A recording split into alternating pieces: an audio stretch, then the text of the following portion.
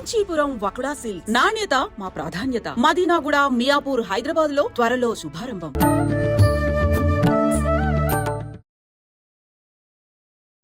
నమస్కారం, welcome to iDream. ధర్మ మార్గం విత్ విజిత కార్యక్రమానికి స్వాగతం. ప్రస్తుతం మనతో పాటు ఉన్నారు ప్రముఖ జ్యోతిష వాస్తు పండితులు శ్రీ శ్రీ శ్రీ నానాజీ పట్నాయక్ గారు. ఇప్పుడు వారితో మాట్లాడి మరిన్ని విషయాలు తెలుసుకుందాం. నమస్తే అండి. శ్రీమాత్రే నమః. ఎక్కువగా మన సనాతన ధర్మంలో పూజల విషయానికి వచ్చినా ఏం చేయాలన్నా కూడా ఖచ్చితంగా ముందు తీసుకొచ్చేవి గుమ్మడికాయలు, నిమ్మకాయలు, కొబ్బరికాయలు, ఇవి ఎక్కువగా ఉపయోగిస్తుంటాం. ఇవి లేదు అసలు ఏ పని కూడా జరగదు అని చెప్పాలి. ఎందుకనండి ప్రత్యేకించి ఇవే వాడటం వెనకాల ఆంతర్యం ఏమైనా ఉందా? కొబ్బరికాయనే ఎందుకు కొడతారు? చాలా మంచి ప్రశ్న వేశారు. నేను మీకు కొబ్బరికాయ ఎందుకు కొడతారు అనడానికి మీకు అలాగే చూసే ప్రేక్షకులకు కూడా నేను మీకు ఇప్పుడు ఒకటి కొబ్బరికాయ చేతికిస్తాను. పట్టుకోండి, కాసేపు ఇలా పట్టుకోండి, ఒక 2 నిమిషాలు పట్టుకుంటే మీ ఎక్స్పీరియన్స్ చెప్పండి లోపల ఎలా ఉందని. జస్ట్ ఇలా పట్టుకోండి, నేను మీకు కొబ్బరికాయ ఇస్తాను. ఇదేం మంత్రించిన కొబ్బరికాయ ఏం కాదు. మీరు షాపు నుంచి ఏ కొబ్బరికాయ తెచ్చుకొని పట్టుకున్నా ఈ ఫీలింగ్ వస్తుంది. అందరికీ చెప్తున్నా, దీనికి ఏం తంత్రం ఏమీ లేదు. కాకపోతే మీకు తెలియజేసేది ఏంటంటే కొబ్బరికాయకి మనకి ఉండేటువంటి ఒక లింక్ ఒకటి ఉంది, అందుకే మనకు అట్లా అనిపిస్తుంది. మీరు ఇప్పుడు పట్టుకొని మీరే ఎక్స్పీరియన్స్ చెప్పండి. ఇలా పట్టుకోండి, ఇలా కిందన ఏదైనా ఉండాలి, ఇలా పెట్టుకొని ఇలా పట్టుకొని కళ్ళు మూసుకొని దీని మీదే కాన్సన్ట్రేషన్ చేయండి. ఓకే, చేసి మీరు మీ ఎక్స్పీరియన్స్ క్లియర్గా చెప్పండి నాకు. ఇట్లా పట్టుకోండి, ఇక్కడ పట్టుకొని కళ్ళు మూసుకొని దాని మీదే కాన్సన్ట్రేషన్ చేయండి. ఇంకేం కాన్సన్ట్రేషన్ చేయకునేట్టు కూడా కళ్ళు మూసుకోండి.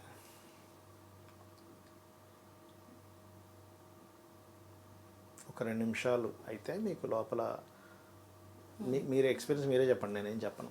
ఓకే,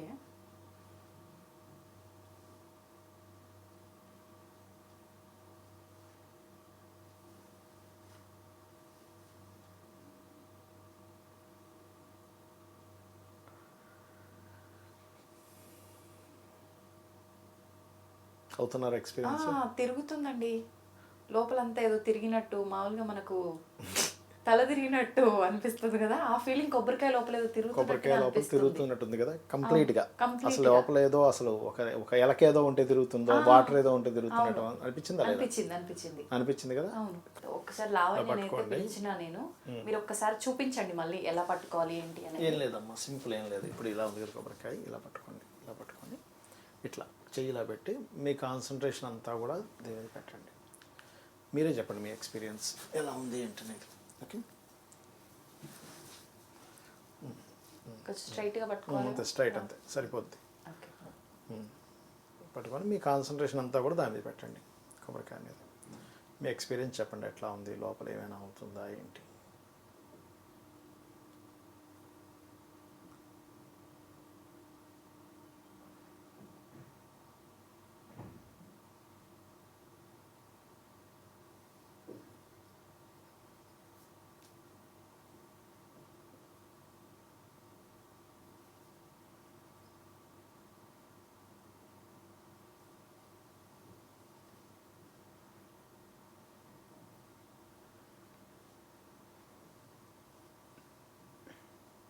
తెలుస్తుంది ఏమైనా ఎక్స్పీరియన్స్ మీకు? లోపల ఏమి తిరుగుతున్నట్లేదా ఇంకా మీకు? కొబ్బరికాయ లోపల కాన్సన్ట్రేషన్ అక్కడే పెట్టండి. అవుతుంది మీకు. ఇంకా 1 మినిట్ అయినా కదా, 2nd మినిట్లో స్టార్ట్ అవుతుంది మీకు. స్ట్రైట్గా పట్టుకోండి కొబ్బరికాయ.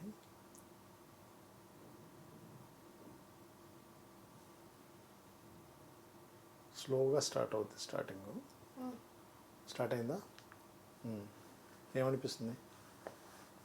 లోపల ఏదో ఉంది, తిరుగుతుందా? ఓకే, క్లియర్గా ఎక్స్పీరియన్స్ అవుతున్నారు మీరు తిరుగుతున్న దాన్ని?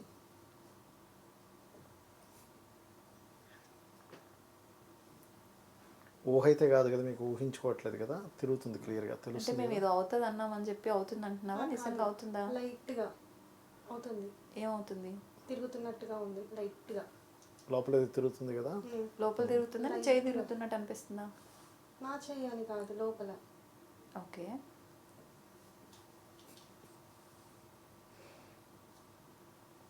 పెరుగుతూ ఉంటుంది. అది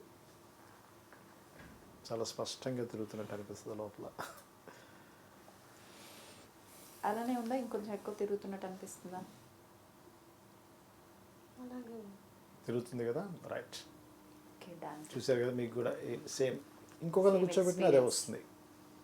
ఇంకా మన ఆడియన్స్ ట్రై చేసి కమెంట్ ఏం పెడతారో చూద్దామండి.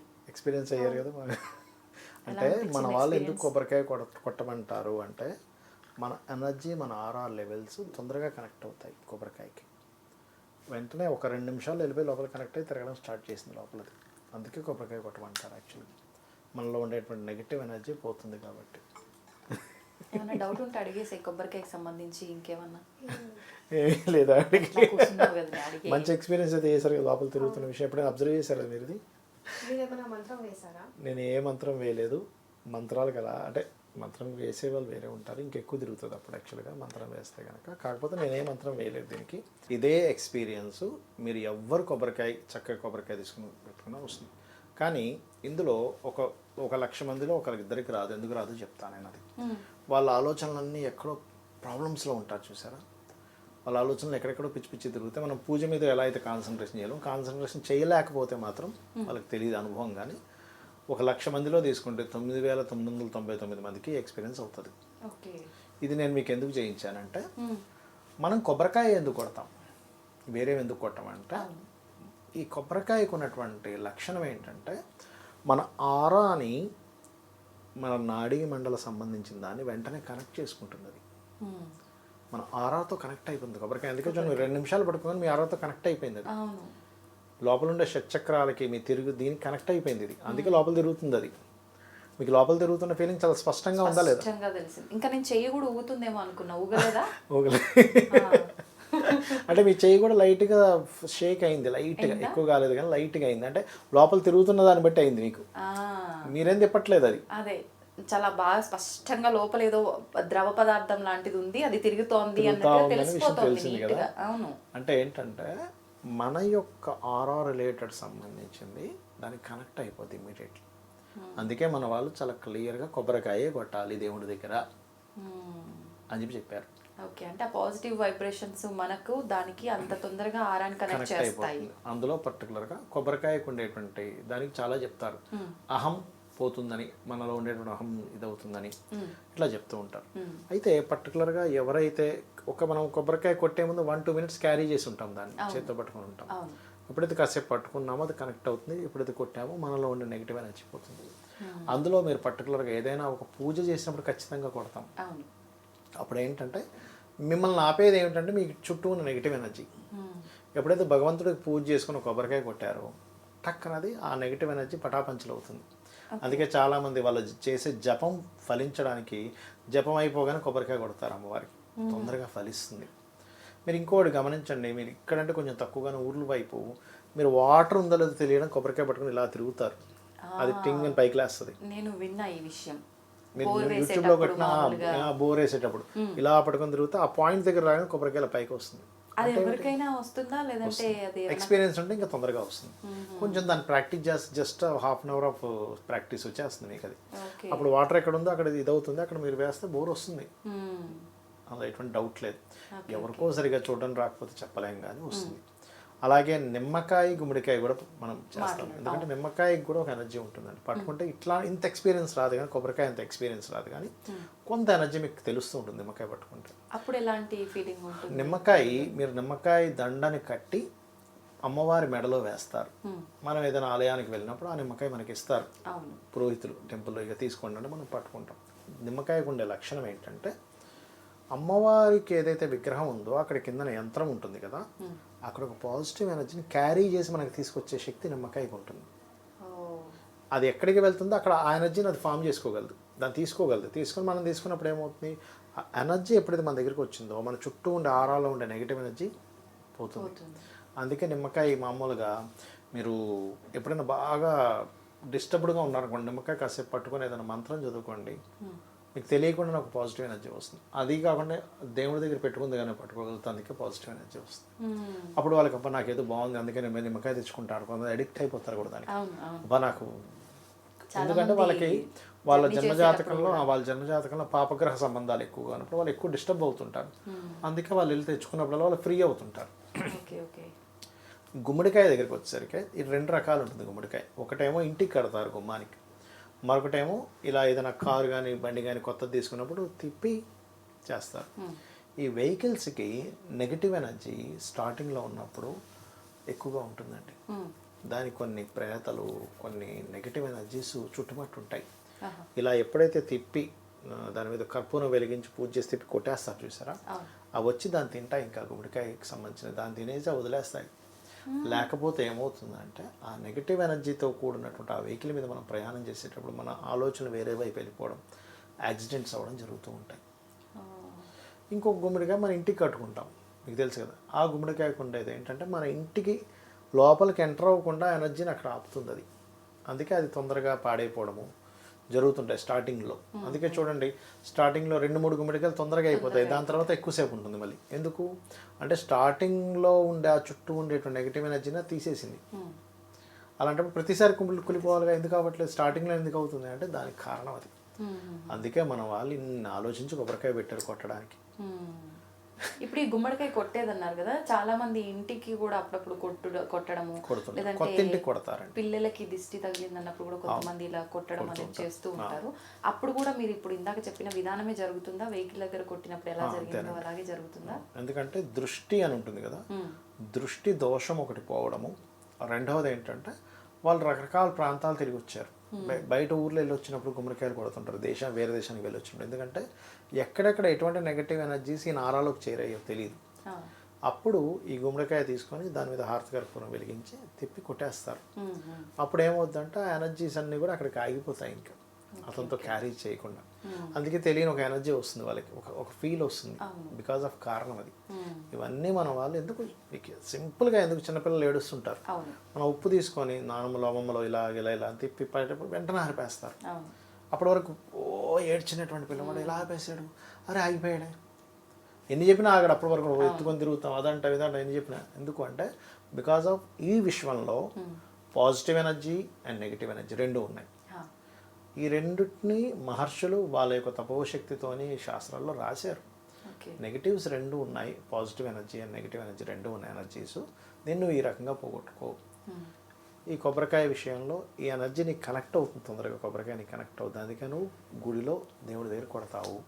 ఇప్పుడు ఇందులో కొబ్బరికాయ కొట్టేటప్పుడు కూడా కొంతమందికి కుళ్ళిపోతుంది, కొంతమందికి పువ్వు వస్తుంది, పగిలే విధానాన్ని బట్టి కూడా మనం అనుకున్నది నెరవేరుతుందా లేదా అంటుంటారు. కానీ కుళ్ళిపోయినప్పుడు ఏమిటంటే వాళ్ళలో ఇప్పుడు ఏదైనా, ఇప్పుడు చూడండి కొంతమందికి అయ్యో ఈ దోషం నాకు పోతుందో లేదో అని అనుకుంటుంటారు చూసారా. కుళ్ళిపోతే ఆ దోషం పోతుందని అర్థం, సంకేతం.